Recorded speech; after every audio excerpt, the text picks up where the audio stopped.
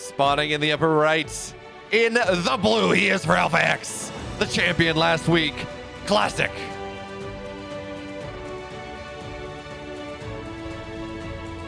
His opponent falling victim to some cheeky strats. Can he do it this time? For Dragon Phoenix Gaming, Dark.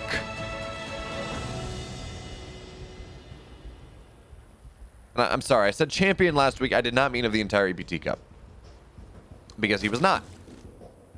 Gumio ended up winning that 3-1 over Classic. But Classic had a great run. And he did take out Dark. Revenge for GSL Group A. So we're going to have to see what exactly happens here. I don't know that we see a 345 Fleet Beacon once again. I was talking to Trigger afterwards, and he said he thought that that was a reaction to how often Zerg's all in on Curious Minds, or a proactive reaction. Because Tempest are actually fairly good at holding a lot of all-ins. Because they shoot them from so far away, and they just kind of sit in the main base and shell away, and eventually things die. But Dark, he's doing the same thing on this map that he did last week. It is a proxy hatch, but this time it's not with a 12 pull. This is not an all-in. This is just Dark being cheeky as hell, denying the natural, the defensive Nexus from Classic. So next, Classic instead is going to take his Nexus on the third base because he says, okay, look, there's no pool. You're not all-inning me. You're just being annoying. In fact, he's not even going to try to pull probes. He says, okay, whatever. I don't think you're going to let this hatchery cancel. You're going to lose out on too much. It's worth 350 minerals because you also lose the drone as well. So I'm just going to let you have it sit there. I'm going to take my third. It's fine. Eventually, I'll get an Adept out. I'll run it across the map, but I am going to ignore this. I don't really care. But we may see Dark. I don't think Dark completes this. Well, actually, you know, if he can get a Queen out, he can deny anything in this natural for a good long time. And it's not even a question of, okay, target goes down. Yeah, okay. The Nexus does, the hatchery does complete here. And that means that, well, sure, okay. This is not the biggest thing in the context of, well, a base is not denied. Classic has his third base. What this does mean is this Adept shades its way on in. And actually, there's no Queen here, no Zerglings either, because, again, we did see Classic, or Dark, do two things. He committed to Zerglings on the other side of the map, and he got himself an extra hatch. So for now, we're going to see a couple workers go down. Adepts will survive as probes are going to get pulled. 3 workers go down, so 3-3 here. But arguably, the worker damage is more impactful to Dark than it is for Classic, because again, Classic has his bases up where he wants to. He didn't commit a little bit extra here. It's a nice probe pull. He's going to kill off 2 of the Lings. Now, you got to be careful here as Classic. You don't want to lose too much of anything, and there we go. So probe pull is actually, again, it's going to be rather nice here, but here's the problem. We do need to see this. Okay, Creep Tumor will get targeted on down. That's the big deal. But Dark just looking to punish her. He says, look, Classic, I don't think you're giving this the seriousness that it deserves. So Zergling's getting on top of the Adept. 1 Adept goes down. Voidary on the way here as well, but the Pylon is going to go down here. Dark, he has called Classic's buff. There is no Warp Gate now. There is no Void Rays popping out here. In fact, there's no production. Dark, it was not an all-in until it was. He takes game 1. In the upper right here, in the blue, he's down 1. He needs a comeback to happen. It's Glittering Ashes. It is Classic.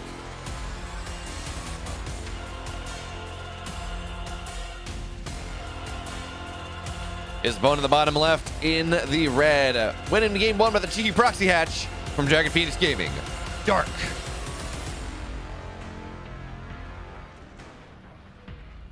Cheeky indeed.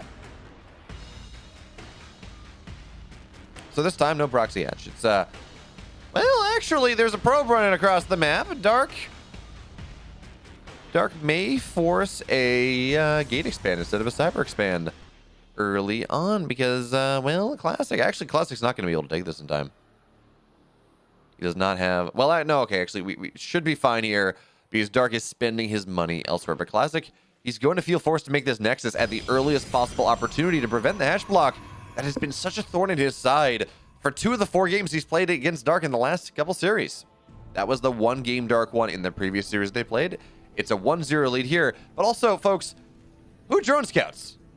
Who does this? Is Classic prepared to deal with the drone harass on the mineral line? Because again, no one does this. Zergs are used to dealing with this. Terrans are used to dealing with this. And I guess Protoss are used to dealing with this too when Terrans and Protoss scout. But allow me my biased storyline for a second. I hate the 2-minute delay too for sure, but it is for competitive integrity. I do understand.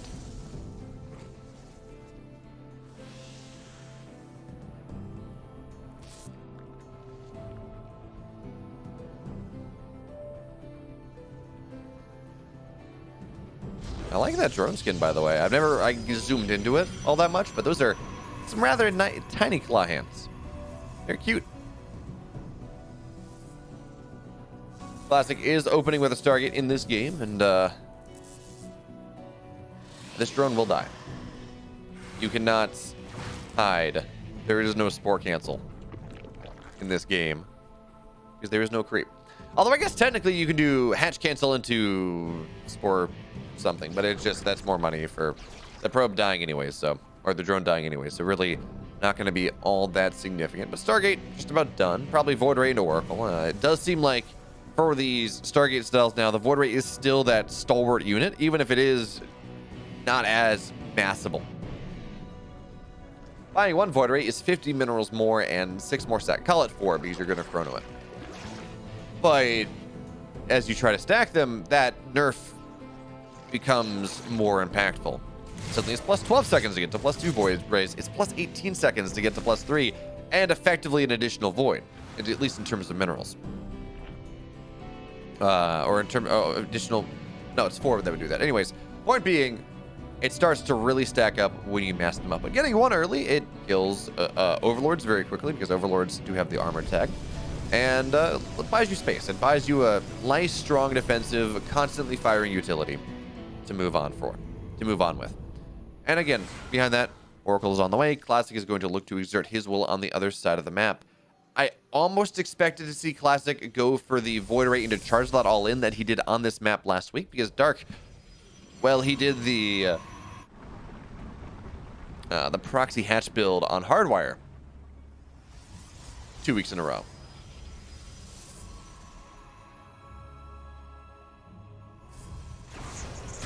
But oh, that is not a full wall here, so the Zerglings, they find their way on in, but with the Void Ray here and the Adept doing decently, it should get cleaned on up, but not before the Zerglings, they find their way into the main. They're going to start to shell away at some workers maybe. Adept warps in, but 2 workers go down.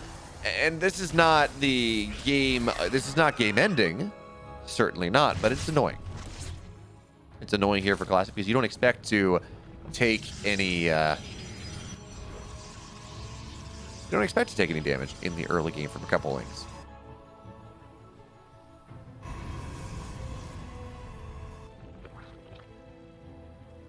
Rootfly. I don't know if that's the Irish pronunciation, you call it Dak. Or there's the Boston pronunciation. Dak! Northeastern. He's Dak and he's moving on in here. I guess it's more New York. Anyways, more and more Lings on the way. We got a Ling Queen Nidus coming up, folks. Dark showing no desire to play a macro game against Classic after what happened last week. He says, look, if I can end the game right now, I don't have to deal with all of those things. Also, my chat is highlighted all hell. I'm very... Oh, never mind. I thought people were messing around with highlighting my message, but it turns out that I just accidentally had the chat highlighted. But the first Nidus will get found on out here. Probes and the Void Ray, of course, 90 are armored units, but he will not kill it off until too late here. But now actually it's all queens. The Zerglings are not there, but it does not matter because Classic does not have enough.